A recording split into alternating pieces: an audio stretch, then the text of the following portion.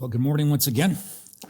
Let me introduce myself if I didn't have a chance to do over here. My name is Brad. I'm one of the pastors here at Copper Hills. And if you're a guest of ours, welcome. We're so glad that you're here today, especially if you're friends and family of those being baptized. To our church family at home, welcome. Glad that we get to do this electronically. Wish it was all in person, but we're glad to greet you as well. So last weekend was Mother's Day. If any of you missed that, call your mom, I guess, and apologize profusely. I don't know what else to suggest. I said that I wanted to give an update on a trip that 6 of us made to Romania and Ukraine. And with your permission, or without, I want to do that this morning. But here's what I want to do. I want to do in the context of this, that Jesus Christ is as alive as he's ever been in this world.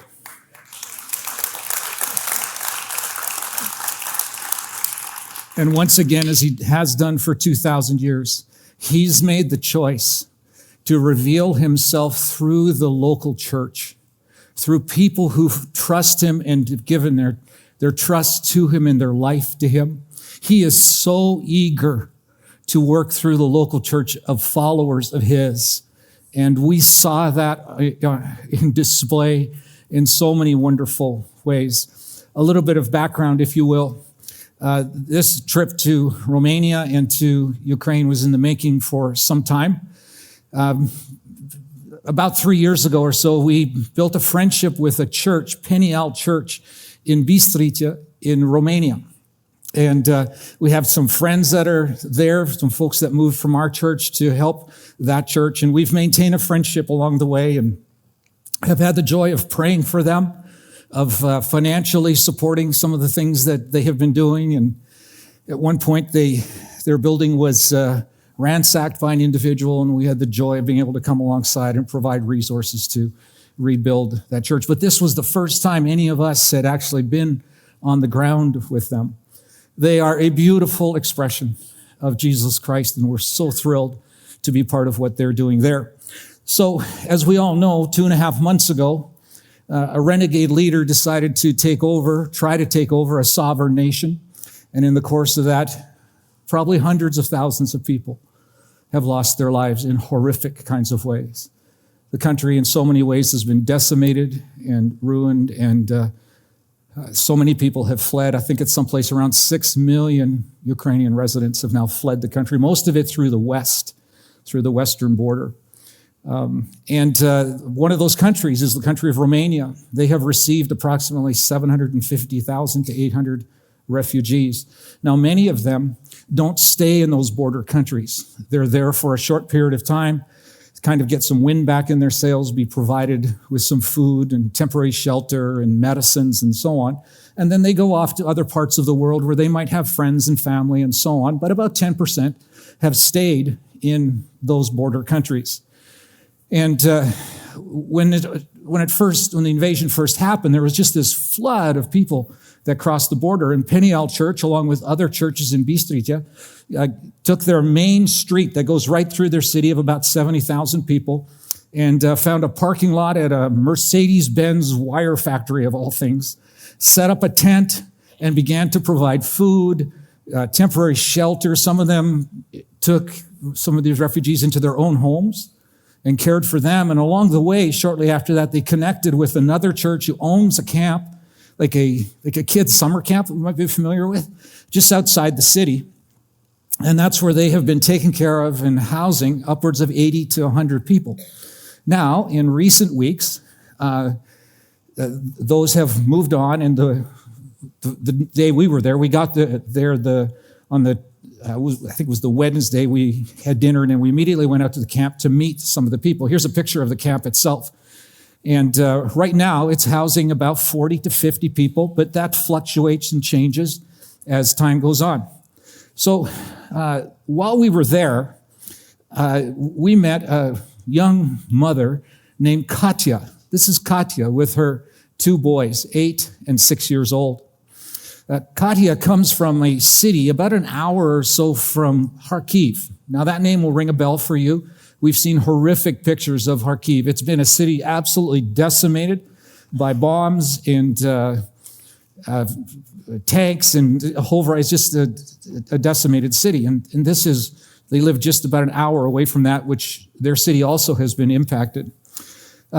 Katya's husband, when this happened, got her and their children to the border to Romania and had them go in, but he couldn't leave because he's of military age.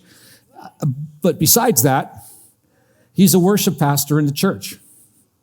And he felt his call was to stay with the people of the church, to care for them, provide for them, be a conduit of Jesus' hope in their life. And that's where he's been till now, taking care of them.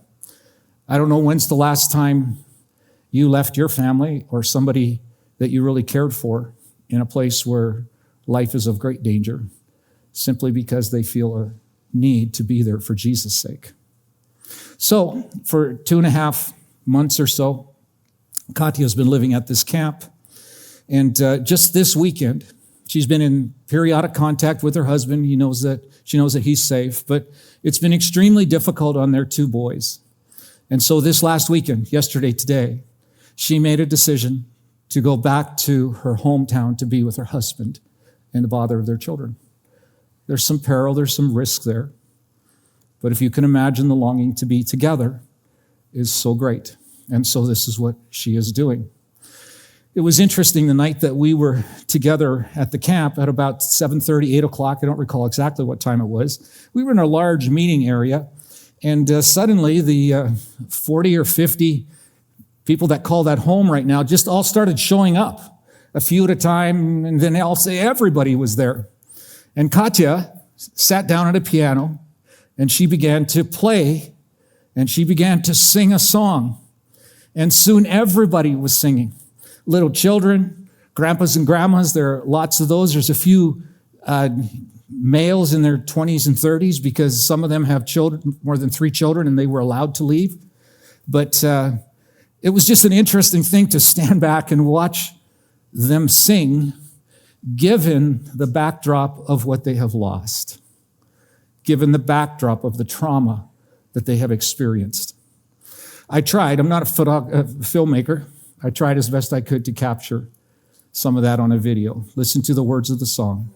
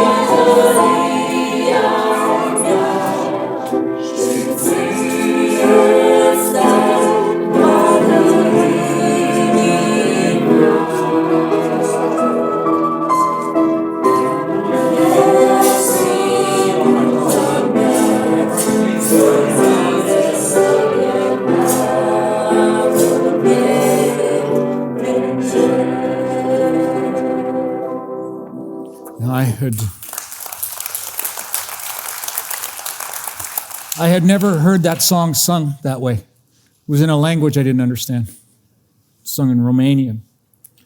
But that wasn't what struck me. What struck me was just the genuine joy in spite of the trauma that they've experienced, in spite of losing everything, in spite of fleeing, leaving family behind, to watch them sing with a depth of meaning in their soul. God, you're my source of strength. I long to worship you. I long to worship you. And I just wondered in my own life, do I long to worship him? As the deer pants for the water, so my soul longs after you.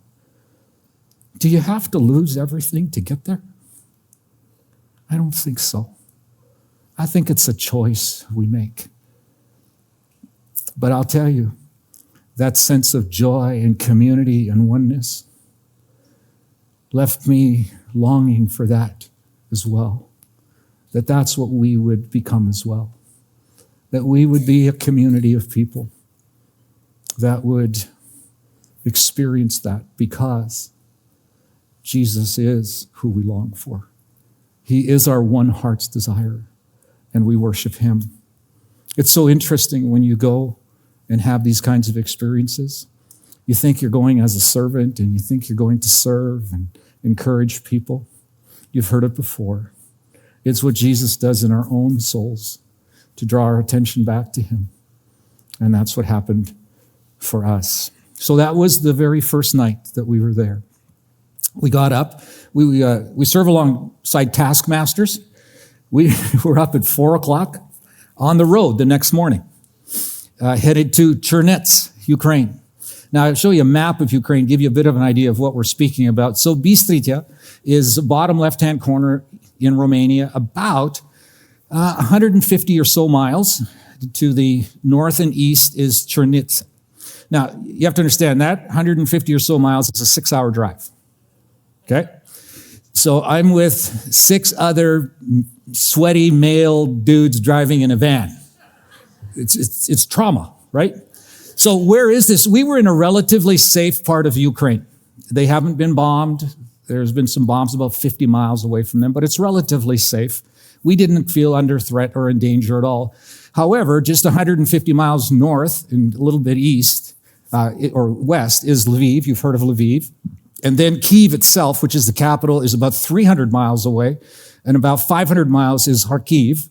And Odessa, which is one of the ports we've been hearing about, is also about 300 miles. Give you an idea approximately where in the country this is located. So we drove this distance into Chernitsa. And what we've been doing there, some things have changed in the refugee flood. So in the early days, people were coming across the border into those Western countries. But more recently, and the Western media hasn't really picked up on this, there are hundreds of thousands of displaced Ukrainians who have moved from the east to the west of their country, but they're still within Ukraine in the hope that they don't have to flee their country. They can go back home at some point. So Chernitsa, for example, a city of 300,000 people, has 60,000 displaced Ukrainians in it. Now you have to think for just a second. There isn't the infrastructure to support that. And these are people that have nothing. They need food, they need clothing, they need some kind of temporary shelter. Here's what I hadn't thought of before. They need medicine. What do you do as a parent when your child needs to have their prescription filled, which gives them either a quality of life or sustains life? Y'all go to the Fry's pharmacy, don't we? Doesn't happen there. Where do they go? See, these are the real world problems. Oftentimes I have thought, wrongly so, I know, I've wrongly thought that refugees are people who are in an impoverished situation fleeing to something better, hopefully. Ukraine is a wealthy country. Not so much anymore, but it's a wealthy country. The people who are fleeing are people who are educated. They're well employed. They're teachers and they're entrepreneurial business people and they're lawyers and doctors and they have resources, or they did. And then suddenly they don't have resources and they don't have something to come back to. And they literally need food. Can I just ask, when's the last time you stood in a line to get food? I don't mean at Fry's. I mean at a food bank.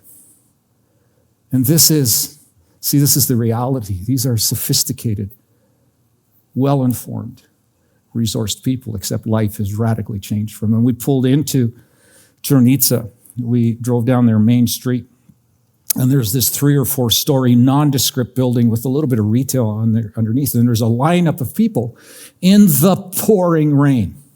Some have rain smocks, some don't. Some are just standing out there in their clothes, sopping wet. We drive past, and there's a lineup trying to get in, down the street, down the side street, I suspect down the back and up the other side. What are they there for? Food. Food. See, we don't understand that. We went back past that same area at 5 o'clock in the afternoon. Apparently the lineup hadn't moved. Now it had, but there were literally hundreds and hundreds and hundreds of people lined up to get food. It's an amazing sight. It's a traumatic sight to think of it and see it. While we were there, we met Sergei. He's a Ukrainian pastor who has started a number of churches in Chernitsa and some other places. And he's really been our go-to person. You see, throughout this whole thing, we have worked with local churches. First of all, Peniel Church. And our giving has been to them so that they could distribute it appropriately. They, in turn, have been distributing their goods that we have purchased through local churches. Do you know why we do that? Because we want Jesus to get credit for what he does. That these gifts are not from Americans. These gifts are not even from Peniel Church in Romania. They are from the gracious, good hand of a loving God who sees them, knows their situation, and is providing for them. We want him to be the hero in the story, and he is. The church is alive in Ukraine. It's amazing how their buildings are full, and people are hungry as the deer pants for the water, so the soul longs after him, even if they don't know that it's him they long after. And the church is so alive. It's wonderful to watch that and to see what Jesus is doing. So Sergei is a pastor of a number of churches. He's the person we've been working with. And more recently, rather than purchase supplies that are needed, medical supplies and food and clothing, that kind of thing, we have been, through Peniel, purchasing food in Ukraine, on the Ukrainian side of the border. And there's a man that owns a warehouse, and he's been generous to allow us to get past some of the rations that are in place, because he knows that the resources that we give him and the purchase of supplies will actually go where they're needed. So when we first got there, we went to this warehouse to see what was happening, and there we met a man by the name of Theodore. This is Theodore. Now, Theodore is a dad of 5 children, and I think he loves his children a lot. He also happens to be a volunteer driver who takes the supplies that we purchase in a panel van and drives them into the war zone. If my memory is correct, I believe that he told me that he has done this 10 or 11 times.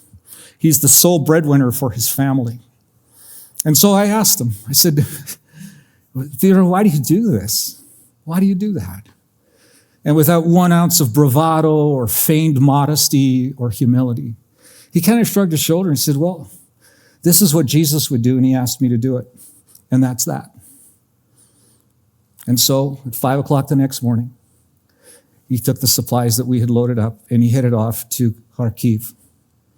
Now, what happens when he gets to Kharkiv is he finds the local church that's connected. That local church gathers their volunteers, just like we volunteer. We do different kinds of volunteering. They do that too. And they take these 50-pound bags of food and variety of things, and they dole them out and divvy them up into family-sized portions so that they can easily hand them to people as they line up to get this. So I think it was the next day, late the next day, we got a note from Theodore that he had made it to Kharkiv. And he sent some pictures. These won't be unfamiliar, but maybe they'll move your heart knowing that they're actually taken by Theodore as he drives into Kharkiv. The decimation, the brokenness of the city, the lost jobs, the lost livelihood, just the horror of the trauma of lost homes and lost lives. This is the reality. Unfortunately, we see this on our TV way too much, and it's sometimes hard to connect that these are real people. He also sent a video to us, and this video was after the supplies had arrived in Kharkiv. They've been taken to the church, put in family-sized servings, and brought to neighborhoods. Now, you have to understand, large neighborhoods are wiped out. But those who haven't fled, where do they go? They go to neighborhoods that haven't been wiped out. And strangers are living with strangers and putting up people and just taking care of people in wonderful ways. And it's in those areas that Theodore and the church takes these goods to, and this is what they do.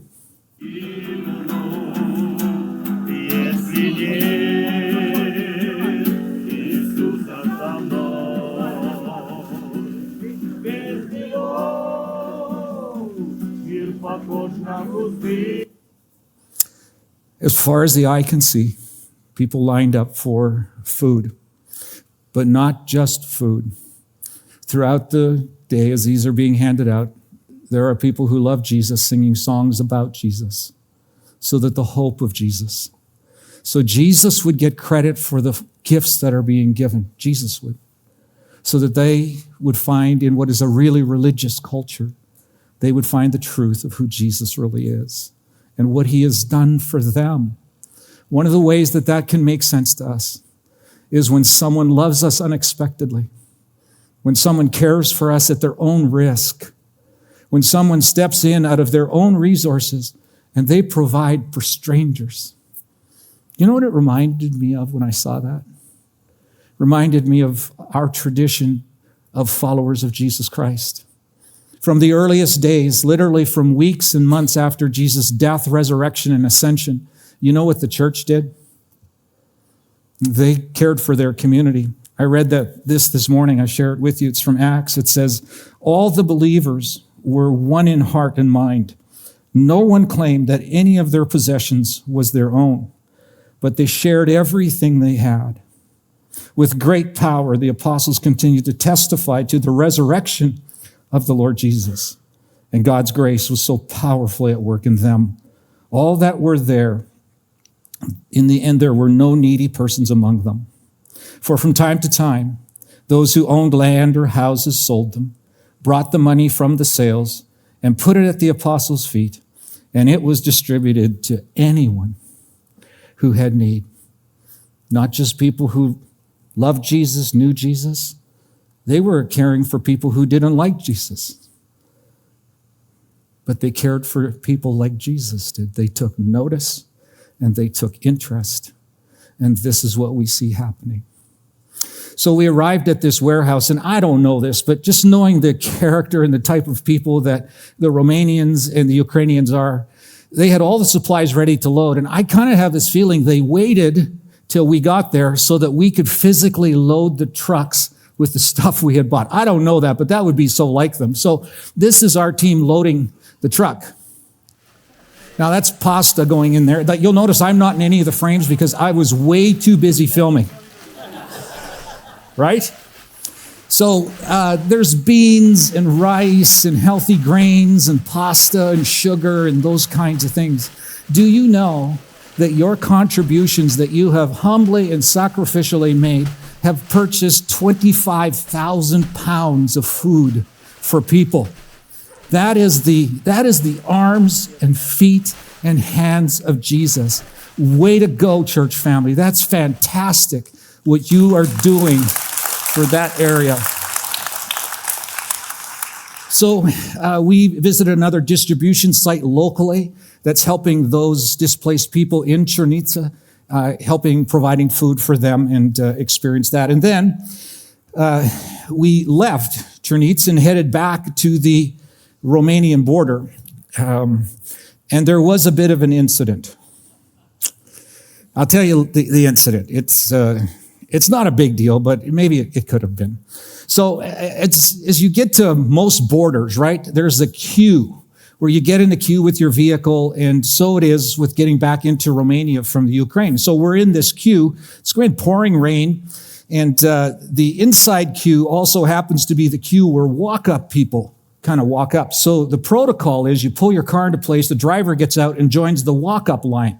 Otherwise, you totally get lost, right? The guard can't see you.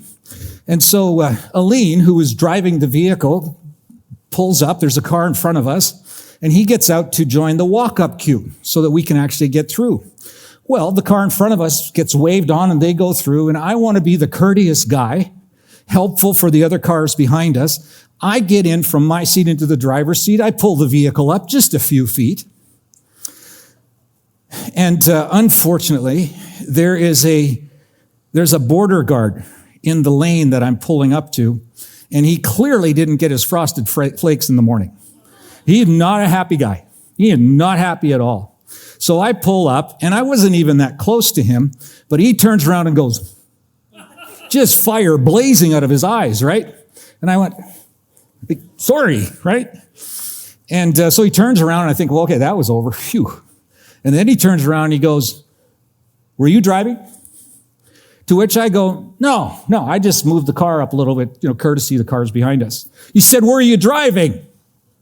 I went, no, our driver's in the line right over there. He's right there. He looks over and he says, I asked if you were driving. I saw you driving. Give me your driver's license. I went, oh, I wonder what's going to happen next. Well, unfortunately, one of the guys in the vehicle with me, I'm not going to give you names or anything. His initials are David Oniga. He comes to my rescue. He loves me and wants to protect me, and he speaks up and he says, you can't talk to him like that. That's probably not a good thing to say. Probably best just to be quiet, right? But not David, no. So he speaks up. Now they're having a conversation. I'm standing outside the car. He's got my driver's license. I wonder what's going to happen next. Well, Aline, beautiful, gentle, thoughtful, super smart, wise Aline comes over, begins to speak to the guy in Romanian, and he diffuses the situation. We get waved on through, and we're through. And I'm thinking, that could have been different. I'm thinking of the headlines that we read back here. American pastor arrested for trying to drive over border guard. Incarcerated for life. I'm seeing all that. There's a little tension in me, right? But I'm a tough guy. I don't show it to anybody, right? So we get through the border, and just like you see on television, there are aid stations up and down the road. And so we kind of pull over, stop at the porta potty, and I turn back and look at the border. And there at the border is a white bus, like a motor bus, coming across the border. It's filled with refugees. And I'm thinking in that moment, I wonder if they're asking the question, I wonder what's next. I wonder where we'll stay. I wonder where the resources will come from. Where's our next meal going to come from? Where are my children's prescriptions going to come from? And they're going to find humanitarian aid stations all the way up and down that road. Red Cross is there, Red Crescent, State of Israel has a humanitarian relief arm, and many others. But you know what they're going to find? They're going to find the Church of Jesus Christ waiting for them. And they are going to be cared for. And they are going to be helped. And it's going to be the New Testament idea of the church all over again. And that's what's happening. The church is alive. Jesus is alive. There are amazing things happening in the souls of people. The Sunday that we were there, Pastor Oli asked whether I would teach. And if you've been around Copper Hills, it won't surprise you. I taught on John chapter 4, this unlikely conversation that Jesus has with a woman who comes to get water. And in a conversation with Jesus, she walks away with what Jesus called living water, which is this bubbling spring of spiritual life that you can't buy, you can't earn. It's something that's gifted to us when we relent and stop self-saving and we invite Jesus to forgive us and live in us, just like we saw in these testimonies this morning. And her life has changed. Her life has changed. And this is what we talked about on that Sunday. At the end of it, Pastor Oli invited whoever might want to have that living water in them. And 4 people said yes to Jesus that morning, and they're living in that wonderful new place of life with Christ in them. So this is what Jesus is doing literally around the world. In that part of the world, is he doing it here? Yes, he is. We saw evidence this morning of 5 people who have said yes to Jesus, and they're experiencing life. Do you know that your neighbors and my neighbors, the people we work with, the people who live beside, the people we go to school with, they long to see Jesus in us, to watch us take notice in their setting and then take interest in them. We can do this. It's not difficult. It takes a little courage, but we do not need to have a disaster visit our country for us to activate and to do this today and watch what Jesus does through us. Let's do that. I want to invite you to stand. Jesus, thanks for what you are revealing to the people of Ukraine and surrounding countries. In the process, you're revealing something of yourself to us again. You've allowed us by your grace to participate, to be part of what you're doing there, but part of what you're doing here. Jesus, it's so clear again that the hope of the world lies in the local church as you are leading the local church. As long as you're central to the local church, you will reveal yourself. So we want to be part of what you're doing in this world, Jesus, starting with our own neighborhoods, our own schools, our own places where we work. So Jesus, magnify the greatness of who you are through us. Would you pick us for that? And we'd be ever grateful for your fame, Jesus. Now, we ask that you would bless us and keep us. Would you make your face to shine upon us and be gracious to us? Would you lift your countenance to us and flood us with your peace? We love you back, Jesus. Amen. Have a great week, everyone.